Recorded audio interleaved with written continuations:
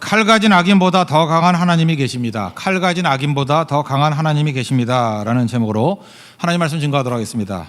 인생에 대해서 이제 살필 수 있는 것이 이제 에스더서인데, 인생은 그 형통과 공고가 이렇게 교차되기도 합니다. 또 인생은 투 트랙이라서 형통도 있고 공고도 있고 이렇게 또 같이 흘러가는 것도 있다는 것입니다.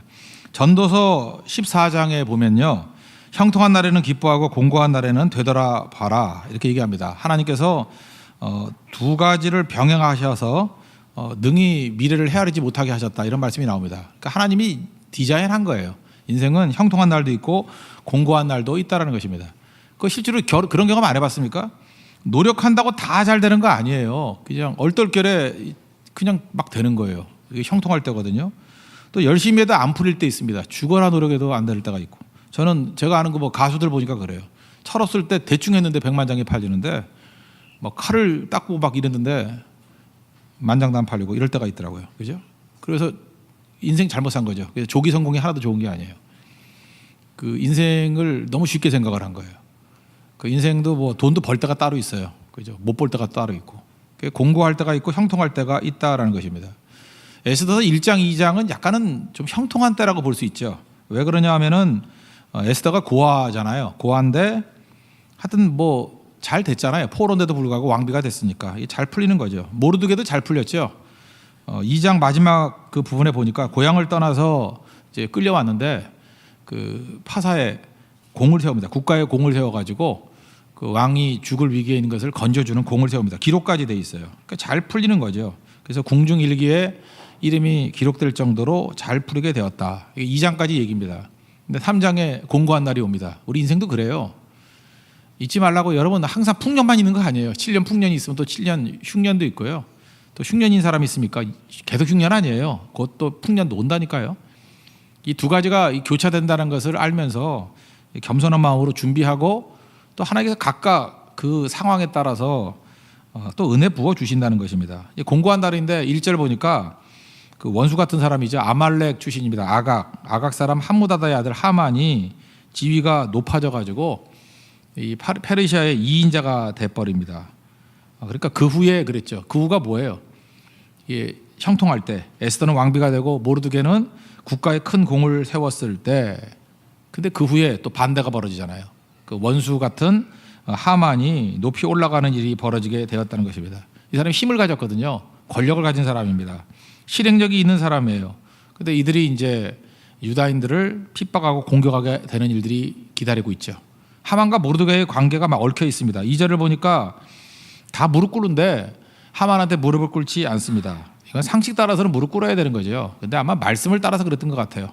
아말렉을 멸하라 그랬는데 내가 아말렉 사람 앞에 무릎 꿇을 수 없다, 뭐 그냥 그렇게 생각합시다. 하여튼 이 모르드게가 신앙적인 문제를 가지고 무릎을 안 꿇었던 것 같습니다. 그랬더니 3절 4절을 보니까 뭐라 그래요? 너는 어찌하여 왕의 명령을 거역하느냐? 이게 굉장히 고상한 표현이에요. 성경은 되게 고상한 표현이에요. 이게 요즘식 표현을 한다 그러면 뭐 유진 피터슨도 뭐 개인적인 번역을 하던데, 제가 혹시 또 번역을 한다 그러면 너 죽을래? 그거예요. 그죠? 너 죽을래? 이게 번역이에요. 너 죽을래? 뭐 고린도후서 12장에 나오는 뭐 육체의 가시가 있는데 사도 바울이 그걸 3번이나 그 거둬가 달라고 이렇게 기도했더니 내 은혜가 내게 족하다 그랬죠. 이걸 또 우리식으로 표현한다 그러면 안 고쳐줘, 그냥 살아, 이런 거예요. 그죠? 그러니까 쉬운 거죠. 되게 성경을 쉽게 봐야 되는데 이걸 또 어렵게 보니까 또 어려운 거죠. 뭐 이런 일이 벌어지게 되었다는 것입니다. 그리고 왜 그러냐, 왜 잘 안 하냐 그랬더니 나는 유다인이야, 이렇게 알렸다는 거죠. 그러니까 뭐예요? 이건 신앙적인 문제 때문에 내가 너한테 안 하는 거지 이런 일은 있을 수 없다. 그랬더니 또 사람들이 못됐죠. 이 일이 어찌 되나 보고자 호기심 가지고 하만에게 또 전했다라는 것입니다. 그러니까 사람들, 호기심이 사람을 죽이는 거예요. 그래서 여러분들 주변에 호기심 많은 사람이 있죠. 옆에 가지 마세요. 큰일 당해요. 그 사람의 호기심 때문에 어려움 당할 때가 되게 많다고요. 이게 함정 파는 거거든요. 어떻게 되나 보자. 그러니까 평탄한 걸 싫어하는 거거든요. 이렇게 싸움 붙이고 어려움 당하는 걸 보길 원하고. 그래서 여러분 절대 싸움 구경하는 거 좋아하는 거 인생 살지 마십시오. 이게 일종의 호기심이거든요. 사람들이 그랬다라는 것입니다. 오늘은 그 하만의 힘 얘기거든요. 힘. 하나님께서 우리에게도 힘이 주어집니다. 힘 주어졌을 때 어떻게 써야 될 거냐. 이렇게 쓰면 안 된다라는 측면에서 하만의 잘못된 권력 사용 4가지를 살펴보고, 또 우리는 이거 뒤집으면 되는 거죠. 하나님 앞에 잘 사용돼야 된다. 그리고 이걸 통해서 하나님께서 우리에게 주시는 메시지가 무엇인가, 이런 관점에서 이제 크게 봤으면 좋겠습니다. 먼저 힘이 있을 때 조심해야 되는데, 이 하만은 힘을 남용한 거죠. 첫째는 자기 섬기지 않는 사람을 못 견디는 거예요. 그래서 심하게 노하는 겁니다. 여러분, 화는 누가 내느냐 하면요, 교만한 사람이 화를 내는 겁니다. 내가 힘이 있다라는 거거든요. 네가 뭔데 내 말 안 들어, 이런 거거든요. 부부싸움도 마찬가지예요. 이렇게 한쪽이 나는 뭐 말 들어야 돼 그러면은 안 덤비죠. 근데 네가 뭔데 나한테 명령이야, 네가 뭔데 나한테 뭐 주관해, 이러면은 그때부터 다툼이 일어나는 거죠. 그러니까 힘이 있을수록, 하나님께 힘을 많이 줄수록 이 분노를 억제해야 돼요. 분노하고 있다는 건 내가 힘이 있다는 거와 똑같기 때문에 그렇다는 것입니다. 5절 6절 보니까 하만이 모르드게가 무릎 꿇지 않는다, 이거를 듣고 그저 하만에게 알렸습니다. 그랬더니 뭐라 그래요? 죽여버리겠다. 너만 죽이는 것이 아니라 온 나라에 있는 유다인들 민족까지 다 죽이겠다, 이렇게 얘기를 하더라는 것입니다. 이게 무슨 얘기예요? 자기 말 안 듣는 사람에 대해서 못 견디는 모습이 있더라는 거예요. 제가 고등학교 때 우리 기술 선생님 되게 좋아했어요. 왜냐하면 저 남자로서 의리도 있고 또 노총각이었어요. 그래서 불쌍도 하고, 그래서 제가 그때 반장이었거든요. 잘해드렸습니다. 잘해드리고 꿋꿋한 이게 우정도 있고, 또 제가 전도해서 교회도 좀 나오시고 그랬어요. 좋으신 분인데, 선생님이 세계사 선생님을 좋아했어요. 혼자 여자 선생님인데, 우리 다 알고 있었죠. 이제 안타깝다. 근데 이루어질 것 같지는 않았어요. 이 세계사 선생님은 너무 매력적인 선생님인데, 이 기술 선생님은 아니셨어요.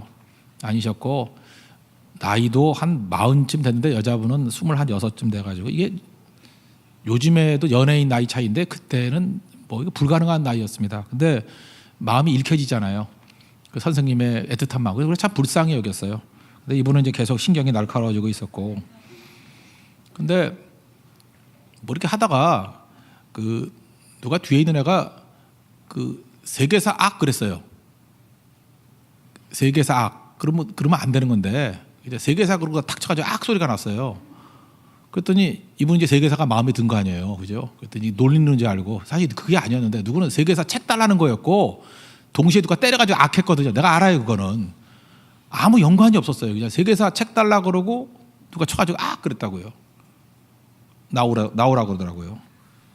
그러더니 저 아니에요, 딴에 나오라고 하더니만 지금부터 계속 그칠 때까지 악 하래요.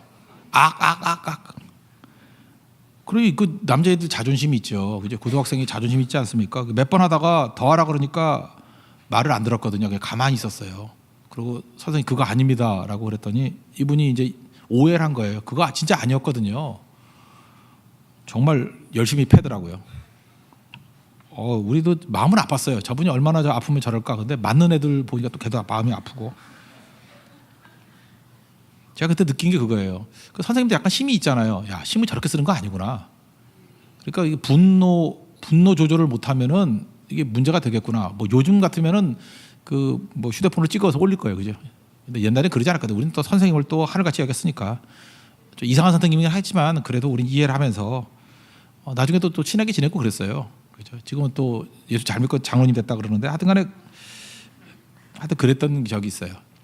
그래서 제가 어렸을 때부터 느꼈던 것들이 뭐냐면, 힘이 있을 때, 나이가 들면서 힘이 생기잖아요. 어떤 힘이든 간에 뭐 경험의 힘이든 지식의 힘이든 뭐 돈의 힘이든 생기지 않습니까?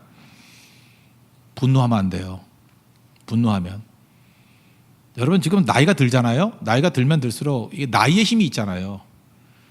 예를 들어서 뭐 30대 후반에 화를 냈던 것이 아무 문제 없는 것이 됐는데 50대 화를 내면은 그게 큰 문제가 될 수 있다니까요.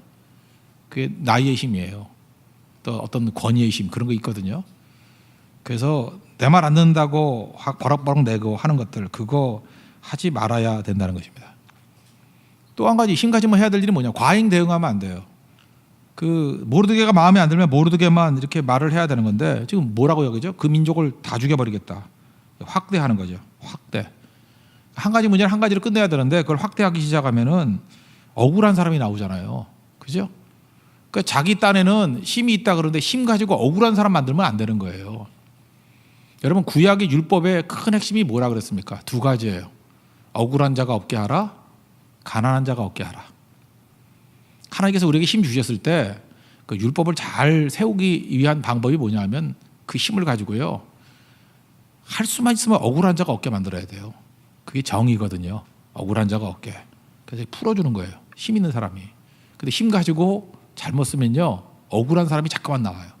그럼 그게 이제 문제가 돼가는 거죠. 또 하나는 가난한 사람. 가난이란 건 힘이 없는 사람들 아니에요. 도와줘야 되거든요. 하나님께서 여러분들 힘 주시면은 여러분 주변에 억울함이 사라지고 가난한 자가 사라진다 그러면 힘 더 주실 거예요. 그건 잘 사는 거예요.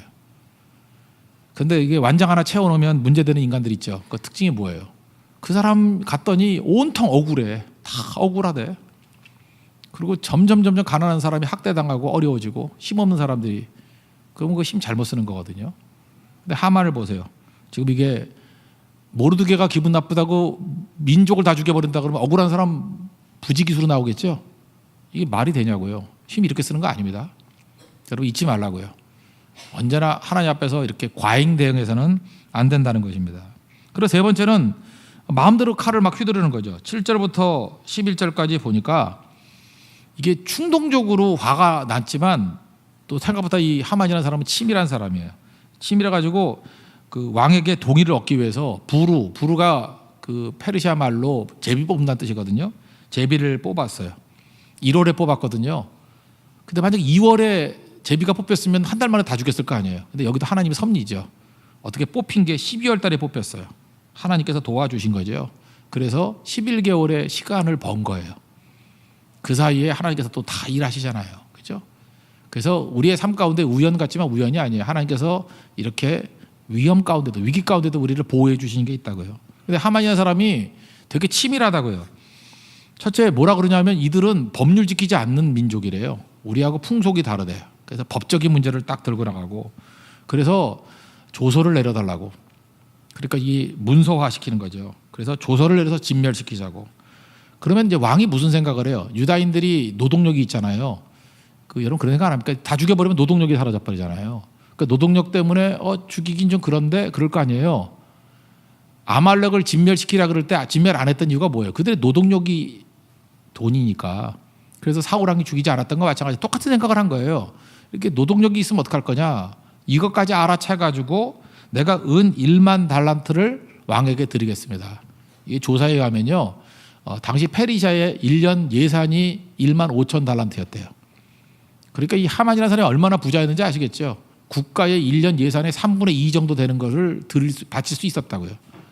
그러니까 이게 뭐 귀신의 씨인 거죠. 이게 악령의 씨인 거죠. 그 많은 재산을 유다인들 죽이는 데 쓴다는 건 뭐예요? 이게 보통 열심이 아니죠. 이유가 뭐예요? 모르드게가 인사 안 했다고. 여기 저 앞에 있는데 차상석 나한테 따가왔더니 인사를 안 해. 얘가 인사를 안 해. 열받는 거야. 그래서 제가 뭐라 그러냐면 이 마포구에 있는 차씨들 다 죽여버릴래. 지금 벌써 웃기는 얘기잖아요. 그죠? 그러면 그 차씨들 죽이면 어떡할 거냐 그랬더니 만약에 제가 부자라고 합시다. 내가 그거 갖고 1,000억을 내놓을게. 1,000억을 내놓을 테니까 너희들 알아서 다 죽여버려. 만약에 이게 절대주의 시대에 이런 일이 있었다 그러면 벌써 이상한 게 한둘이 아니죠. 인사 안 했다는 그거 하나를 가지고 차씨를 다 죽이겠다고 나온다는 거. 그죠? 한 사람에 대해서 이렇게 불만인데 그것도 이상한 거고 거기다가 그 어마어마 1년 예산의 3분의 2 정도 되는 엄청난 돈을 1,000억도 더 되는 거예요. 이거는 어마어마한 돈이거든요. 그거를 쏟아 붓겠다고 말하는 것도 제정신이 아닌 거죠. 그 배후에 누가 있어요? 마귀가 있어요. 마귀가. 그래서 마귀는 지치지 않아요. 잊지 말라고요. 잘 안 지치는 사람들 보면 그 악령이 역사하는 거야. 안 지쳐. 마귀는 지칠 줄을 몰라. 근데 하나님의 사람들 잘 지쳐. 기도하다가도 자고. 참 이상하죠. 좋은 거 할 때는 금방 지쳐. 근데 악한 거 할 때, 밤에 화투 칠 때는 졸지도 않고 해. 기도하라 그러면 다 자. 그거 이상하죠. 그 악령이 그런 거예요. 그러니까 이게 어마어마한 이런 일들이 벌어지게 되었다는 것입니다. 그래서 동기는 단순한데 계획은 치밀하더라는 거예요. 여러분 우리가 힘이 있을 때 그 복수하려고 그러면 그것도 묘한 마귀에게 이게 이용당하는 거예요. 그래서 힘이 있을 때 조심해야 됩니다. 돈도 힘이고요. 여러분 위치도 힘이고 말도 힘이에요. 이거 함부로 쓰면 안 되고 부모도 말 함부로 하면 안 돼요. 자녀들에게. 그 부모의 그게 힘이거든요. 그래서 막 저주하고 막 이러면 넘어지게 된다라는 것입니다. 거기다가 12절부터 이제 15절까지 내용들을 쭉 보면은 그 뒤에 보세요. 하만이 함께 앉아 마시되 술 마시고 있어요. 그러니까 남들이 죽거나 살거나 이 관심이 없어요. 이걸 뭐 사이코패스 그러죠. 그 백성들이 얼마나 죽음 가운데 위기 가운데 처해 있는지 그 관심이 없어요. 창세기 37장에도 보니까 요셉이 구덩이에 빠뜨려서 죽이려고 그랬죠. 그리고 애굽의 노예로 팔아먹으려고 그러는데 일단 구덩이에 넣고 죽이려고 그랬잖아요. 근데 창세기 37장 24절을 보니까 그를 잡아 구덩이에 던지니 죽이려고 던졌어요. 마침 빈 것이래. 그 속에 물이 없었대. 그래서 산 거예요. 물이 있었으면 죽은 거예요. 그러니까 이 건조기이기 때문에 물이 없어서 산 거예요. 죽으라고 던진 건데 마침 물이 없었던 거예요. 없는 곳에 던진 게 아니고. 그럼 뭐 물 없으면 뭐 굶어 죽겠지 그러고 있었던 거예요. 물에 빠지면 빨리 죽는 거고 없으면 굶어 죽겠지. 형이 할 짓이에요? 근데 그 형들이 뭐 하고 있어요? 그 다음 절 그들이 앉아 음식을 먹다가 동생은 죽고 있는데 치킨 배달시켜서 그 뜯고 있어요. 닭다리를. 이게 인간들이에요? 자기 동생인데. 이런 힘 있는 자가 이렇게 비열해질 수 있다라는 것입니다. 이게 문제죠. 그러니까 이 하만은요, 하나님께서 우리에게 주신 힘을 최악으로 사용한 대표적인 예라는 것입니다. 그래서 힘에는 심판이 있습니다. 하나님께서 여러분들이 각자의 힘을 줬어요. 어떤 사람 돈이라는 힘을 주고, 권력이라는 힘을 주고, 뭐 지식이라는 힘을 주고. 지금도 봐요. 지식 갖고 사람 죽이는 데 쓰는데 사람이 얼마나 많아요. 돈 갖고 사람 죽이는 데 쓰는 사람이 얼마나 많아요. 모든 힘은 책임이 달려 있다는 거예요. 하만같이 쓰면 안 됩니다. 그래서 한번 우리 힘으로 한번 나열해 봐요. 내가 지금 영향 미칠 수 있는 게 다 힘이거든요. 이걸로 살리는 데 써야지 죽이는 데 쓰지 않게 해 주십시오. 우리 성도들 다 그 결심해야 돼요. 하나님 내게 주신 모든 힘들 가지고 절대로 누구 죽이는 데 쓰지 않겠습니다. 속이는 데 쓰지 않겠습니다. 살리는 데 쓰겠습니다. 생명에 쓰겠습니다. 이게 우리 결심이 돼야 된다는 거예요. 여기서 끝났다 그러면요. 그 에스더서 3장에서 끝났어요. 하만이 결심해서 다 죽여버렸더라. 끝. 죽음. 띠띠띠띠 그럼 끝나는 거잖아요. 끝납니까? 아니에요. 이거 서론일 뿐이에요. 왜 안 끝나죠? 하나님께서는 이렇게 뒤바꿀 수 없는 상황, 모든 상황이 다 됐음에도 불구하고 하나님이 이때 일하시기 시작한다고요. 우리 결론을 먼저 본다 그러면 7장 10절을 한번 보세요. 넘어가서 7장 10절 어떻게 나오죠? 7장 10절 다 하시겠습니다. 시작. 모르드게를 매달려고 한 나무에 하만을 다니 왕의 노가 그치니라. 대역전이 벌어졌다는 거예요. 원래 누굴 달아 죽이려고 그랬어요? 모르드게를 달아 죽이려고 그랬던 것에 누가 달렸어요? 하만이 달렸다고요. 우리 인생 가운데도 이런 일이 있다라는 거예요. 제가 이거 미리 끝을 보자는 거예요. 저는 그 운동 경기를 할 때 하이라이트를 좋아합니다. 하이라이트를 좋아하는 이유가 뭐냐? 그 뭐 길게 봐서 뭐래? 야구 같은 거 뭐하러 4시간 봐? 그냥 한 10분 보면 되는 거지. 근데 하이라이트도 미리 안 봐요. 먼저 결과를 먼저 봐. 이겼네. 내가 좋아하는 팀이 이긴 것만 하이라이트 봐요. 그러면 처음에는 뭐 7대 0으로 지고 있어도 흐뭇해. 아, 이것도 어떻게 역전하려고 그러나. 그죠? 이게 성경적인 시각이에요. 우리는 끝을 알고 있거든요. 하만은 죽고 모르드게는 살아요. 그렇고 보는 거예요. 우리는 최종 승리하는 걸 믿습니까? 하나님께서 우리의 삶의 모든 걸 다 뒤집어 놓는다고요. 악한 자들은 다 뒤집히게 돼 있어요. 하만은 죽게 돼 있어요. 우리 그 믿음 가지고 서는 거예요. 그리고 이제 재밌는 거죠. 하나님 어떻게 역전시키시나. 하나님 믿고 따르는 백성은 절대 넘어지지 않습니다. 이 믿음 가지고 가야 돼요. 그래서 우리는 이렇게 힘쓰지 않겠습니다. 이 반면교사로 삼을 줄을 알아야 된다는 것입니다. 한마디로 말해서 예수님 마음 품으면 돼요. 하만의 반대는 예수님 마음이에요. 예수님 마음 품기를 원합니다. 예수님은 온유하고 겸손한 분이잖아요. 온유가 뭐예요? 컨트롤드 파워, 통제된 힘. 힘이 있는데 컨트롤드 파워예요. 그게 길들여진 힘, 통제된 힘, 그게 온유함이에요. 온유는 약함이 아니고 강함이거든요. 어떤 강함이에요? 통제되는 강함, 그게 온유예요. 예수님 닮기를 원해야 된다는 것입니다. 예수님 힘 함부로 썼습니까? 함부로 안 썼죠. 그 예수님도 봐요. 그 하만도 말 안 듣는다고 지금 막 다 죽여버리겠어. 민족을 다 죽였어. 그랬는데 예수님도 제자들 3년 반이나 따라하던 제자들 말 진짜 안 듣죠. 말 안 듣잖아요. 십자가 지시기 전날 예수님이 별로 부탁도 안 하셨어요. 내가 보니까 예수님 부탁한 적도 없어. 근데 하도 말을 안 들으니까 좀 말 들을 것 같은 3명만 데리고 갔죠. 다 가서 하라 그러면 또 이 집단 분위기상 또 다 잘까봐 좀 안 잘 것 같은 애들 있잖아요. 눈 작은 애들 이렇게 셋 골랐어요. 그래서 베드로, 야고보, 요한. 그래서 야 내가 죽게 됐다. 고민이 많다. 우리 같이 기도해 주자. 기도 좀 했으면 좋겠다. 기도해라. 깨어서 기도하라 그랬다고요. 그게 또 자네요. 말 안 듣죠? 말 안 들으면 저 같은 거 그러니까 이 삼족이 명할 놈들아 그저 이래야 될 거죠. 이거 용서가 안 되죠. 어떻게 니네들이 수제자냐. 그래서 좀 극단적인 얘기가 나올 것 같은데 예수님이 뭐라 그래요? 마음은 원이라도 육신이 약해서 또 갔을 때 또 깨우고 나 같으면 세 번째 갈 때는 몽둥이 들고 갈 것 같은데 야구 방망이 들고 가가지고 두개골을 내리치고 막 이럴 것 같은데 예수님께서는 그렇게 안 하시잖아요. 이거 안희숙 여사가 이게 번역할 때 뭐라 그랬어요? 그럴 수도 있지. 그죠? 마음은 원인데 육신이 약해서 그럴 수도 있지. 이게 한국식 번역이에요. 예수님 그럴 수도 있지. 힘 있는 분이에요. 화낼 수 있다고, 분노할 수 있다고요. 그리고 과잉 대응할 수 있어요. 우리도 예수님같이 이렇게 반응해야 돼요. 이게 참 중요한 거예요. 힘이 있는데 이해하는 거예요. 그럴 수도 있지. 그럴 수도 있지. 저는요, 남들이 일할 때 노는 사람이 진짜 꼴 보기 싫어요. 남들이 일할 때.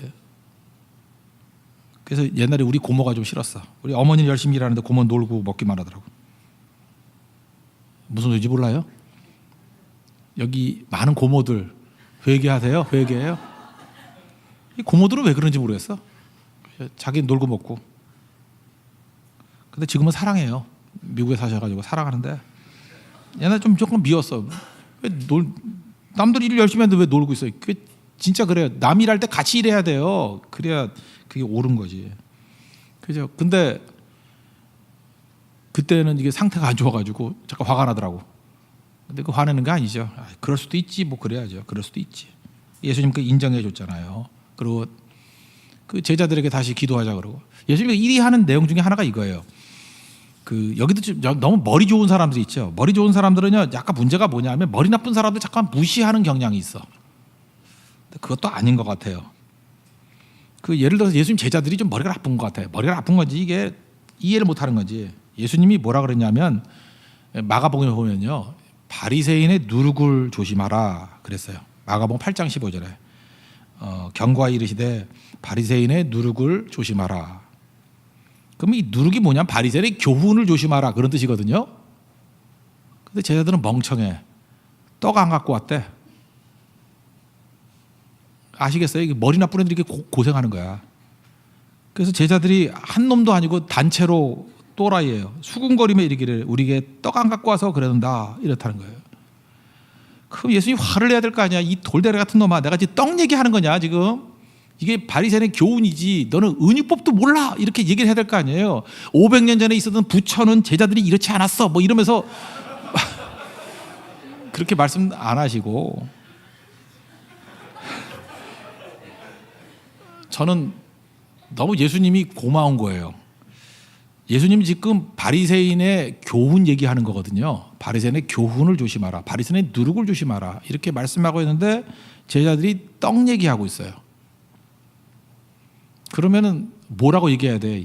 멍청한 이 떡으로 맞아 죽을 놈아, 이게 떡 얘기냐? 누룩 얘기야 누룩. 그러면서 누룩 설명을 쭉 해줘야지 되는 거 아니야? 다 그러지 않아요? 근데 난 이게 마가복음 8장에서 너무 예수님이 고맙더라고. 지금 바리새인의 누룩을 조심하라 그랬더니 떡을 안 갖고 와서 그러는가 봐 이랬더니 예수님이 그냥 떡 얘기를 해요. 이게 얼마나 감사한지. 너희가 떡이 없으므로 수군수군 거리느냐? 그러면서 마음이 둔하냐? 이건 교훈 얘기야. 그렇게 얘기 안 하고 그냥 떡 얘기해요. 야, 그 앞에 보면은 그 보리떡 5개와 물고기 2마리로 몇 명 먹였냐? 5,000명 먹이고 몇 바구니 남았냐? 12입니다. 그리고 또 한 번 있었지. 7개로 4,000명 떼어줄 때 몇 광주리 거두었느냐? 7광주리. 그러면서 말 끝내버려요. 이도 깨닫지 못하느냐? 참 고맙지 않아요? 저도 이렇게 살아야 되겠다 생각을 했어요. 말귀 못 알아듣는 사람이 있으면은 그걸 다 깨우쳐가지고 내 뜻대로 다 변화시키려고 그러지 않고 그냥 그 수준에 맞춰주는 거예요. 바리새인의 누룩 조심하라 그랬더니 떡 얘기를 이해하니까 그래, 얘네들은 누룩 얘기 지금 얘기하면 얼마나 민망할까. 그래, 떡 얘기 나온 김에 떡 교훈이나 얘기할게 하면서 그냥 떡에 관한 작은 교훈 얘기해 주는 거예요. 이거를 주석가들은 또 이해를 못 해가지고 앞뒤가 안 맞는데 앞뒤가 안 맞는 게 당연한 거죠. 예수님이 그 연약한 제자를 이해하는 마음이기 때문에 이게 중요한 거예요. 그냥 맞춰주는 거예요.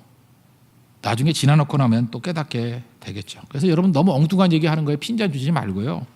그냥 받아주는 게 중요하다고 생각을 합니다. 하나님 앞에 이게 중요한 거예요. 예수님은 지금 야 하나를 가르쳐 주면은 10개를 헷갈리는 놈들아. 그래서 너희가 이제 말 안 해. 이렇게 안 하고 과잉대가 안 하잖아요. 그냥 그 수준에 맞춰가지고 넘어가는 거죠. 이게 우리 가운데 꼭 중요하다는 것입니다. 어저께도 뭐 결혼 얘기를 했는데 여러분 우리가 그 결혼할 때 뭐 봐요? 뭐 키 보고 외모 보고 막 이런 거죠. 그거보다 더 중요한 게 뭔데?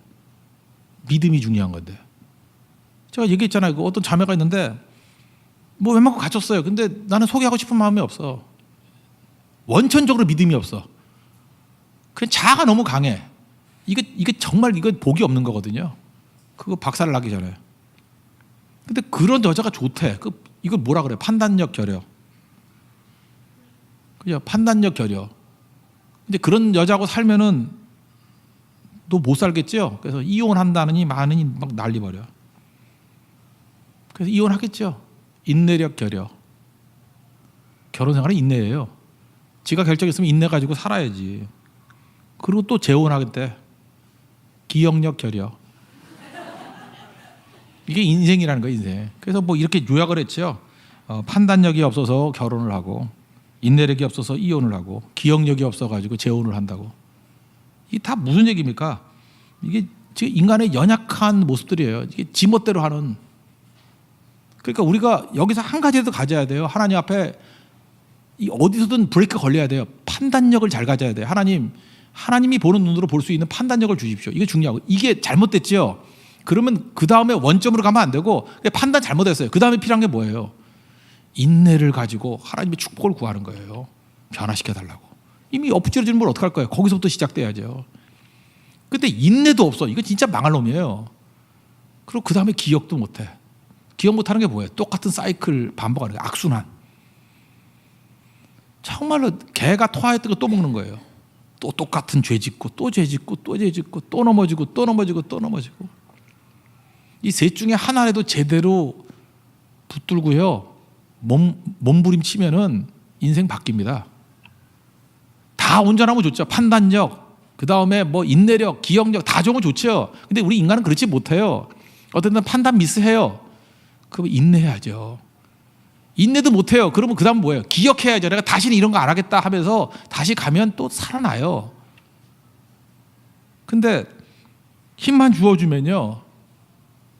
그 힘 가지고 힘이 나쁜 거예요. 왜? 힘이 있으면 판단력이 흐려져요. 힘이 있으면 인내 안 해요. 옛날에는 인내했던 이유가 뭐예요? 대안이 없으니까. 그죠? 뭐 혼자 굶어 죽잖아요. 그러니까 이혼도 못 하고 그러는데 지금은 살 것 같거든. 힘이 있으니까 인내 안 해. 그리고 기억도 안 해. 지 멋대로 살고. 힘은 그렇게 쓰는 거 아니에요. 힘이 컨트롤 더 파워가 돼야 판단력도 세워지고요. 인내력도 세워지고 기억력도 세워지는 온전한 모습이 될 수 있다라는 것입니다. 그게 성도의 모습이에요. 예수님같이 이런 아름다운 모습이 있는 하나님의 종 되기를 바랍니다. 그래서 대적 하만은요. 지멋대로 힘써가지고 우리가 힘들잖아요. 사는 게. 그때마다 일단 하만 앞에서 우리가 생각할 건 뭐냐면 우리가 믿는 하나님은 그 하만의 힘보다 더 크신 분이에요. 그리고 하만이 어떤 함정을 판다 할지라도 그 나무에 달리는 건 내가 아니고 하만이 달려요. 그걸 믿고 하나님만 바라는 인생 되십시오. 그게 우리 1차적인 거고, 그 다음에 2차적인 건 뭐냐면 하만의 반면교사를 삼아야 돼요. 하나님께서 우리에게 힘 주신 거 우리도 하만 욕하면서 하만같이 될 수 있죠. 욕하면서 똑같이 될 수 있다니까요. 세상에 큰 욕이 뭐예요? 이 하만 같은 놈아 그거 아니에요. 힘을 누가 그렇게 쓰래? 하나님 내 힘 주신 모든 것들을 가지고 함부로 분노하지 않겠습니다. 과잉대응하지 않겠습니다. 그죠? 그 다음에 하나님 앞에서 판단력, 인내력, 기억력 가지고 잘 사용되고 살리는 데 사용되기를 원합니다. 그게 깨우침이에요. 그리고 그런 깨우침이 있는 우리 하나님의 거룩한 백성 되기를 바랍니다. 마귀 종노릇 하지 말고 하나님 앞에 쓰임 받는 하나님의 거룩한 백성 되기를 축원합니다. 예. 모두 다 자리에 일어나겠습니다.